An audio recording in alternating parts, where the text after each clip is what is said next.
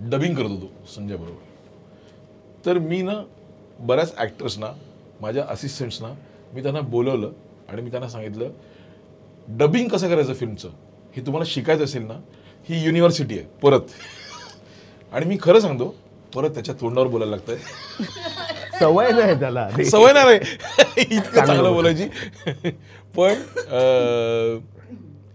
म्हणजे इतका अभ्यासू नट मी खूप खूप कमी असे नट आहेत जे इतके अभ्यासू आहेत. मग आणि हे ना हे जर तुम्ही त्याला फॉलो कराल, you have to follow him for that की फिल्मचं जेवढं वर्कशॉप होतं, वर्कशॉपमध्ये मी संजय नार्वेकरला पाहिलं आहे, तो त्याच्या स्क्रिप्टवर त्याचे चेंजेस लिहितोच, त्याचे इम्प्रोव्हायझेशन लिहितोच. पण त्याचा सीन तुझ्याबरोबर असेल आणि तू काही इम्प्रोव्हाइज केलंयस तर तो तुझ्या स्क्रिप्टवर पण तुझे इम्प्रोव्हायझेशन लिहून देतो.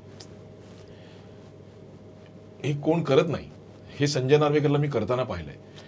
डबिंग संजय नार्वेकरला मी खरं सांगतो, मला तर वाटतं संजय डबिंगचे क्लासेस का नाही घेत.